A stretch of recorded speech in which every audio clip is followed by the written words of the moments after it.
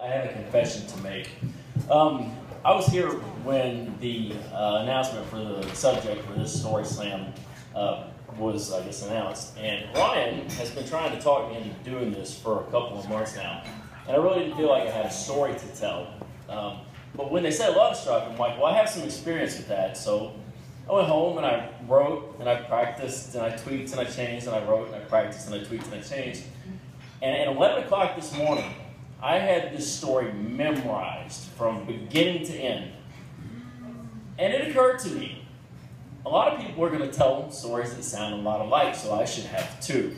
As it happens, there's been two stories tonight that sound a lot like mine, so I'm going to tell my second one. So, Love Struck. We all know what this is, right?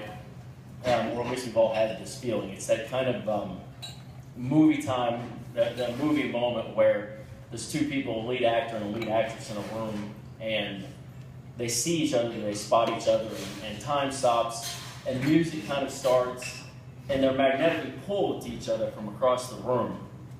And they meet, and the music crescendos, and they kiss, and it's happily ever after.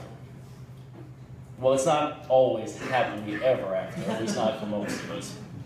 And then it occurs to me, there is that kind of love struck, but it also occurs to me that love struck can be a lot of different things. It can be a lot of different kinds of love, and I've been really fortunate in my life to experience several of those. Some of them I'm going to tell you about now. The first is the kind of love, it's romantic love, right? When you meet the person that you're in love with.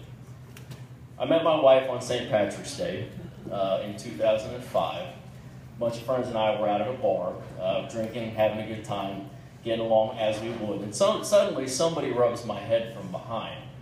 Now, being bald, I get a lot of this, and I was sort of ready to turn around and slug one of my friends.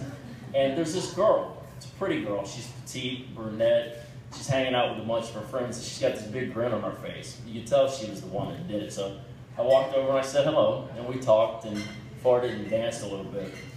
And we kind of went our separate ways. And after that, we bounced into each other a few times at the bar.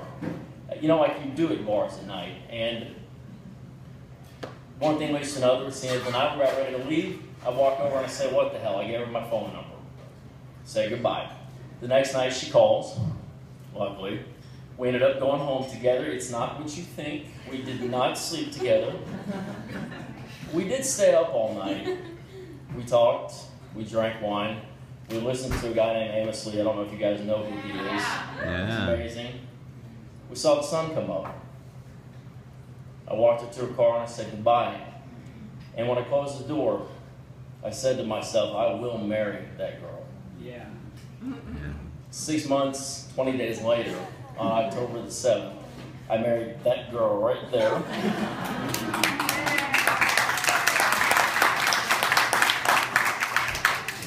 Approximately 8 years, 4 months, 5 days later, we are obviously still very happily together tonight. And then there's like familial love, right? Like the love you feel for your family. And I'm never going to forget, the best example I have of that is the day that I met my daughter. She came into the world very excitingly. She was an emergency C-section, and we got through it, and she was okay. And a few hours later, they brought her up to our room, and Gab fell asleep. And my father-in-law loved Motown music, and there's a song by Smokey Robinson. I second that emotion. And I had my laptop on, and it's playing my Motown playlist, and I got my daughter in my arms, and Gab's asleep, and I'm dancing around the room with her, and I'm looking at her, and she's looking at me. And it could have been an hour, it could have been 30 seconds. I couldn't tell you. But it felt like forever. And I've replayed that moment in my head 1,000 times. 1,000 times. Because I know someday, the day will come, that I'm going to dance with her at her wedding. And I'm going to whisper in her ear. And I'm going to tell her this story about how I danced with her the day she was born. And I'm going to cry. And she's going to cry. And she's going to be my favorite dance partner ever.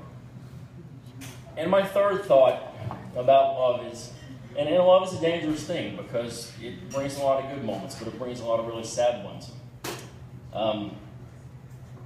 my mom and dad split up young. We loved both of our parents very much, both big roles in our lives. But when we split up, my grandmother came to live with my dad, my brother, and sister, and I. So she played a big part in our lives. And a few years after I was married, but before my daughter was born, my grandmother passed away. And sometime, I don't know if it was before we got to the funeral or if I had known this in advance, but I found out that while we were in college, my brother used to write my grandmother a letter every 2 weeks, every month. I'm not sure exactly, but it was often. And in the day of email and phones, rather than do that, he'd write letters because that was the best way to communicate with her.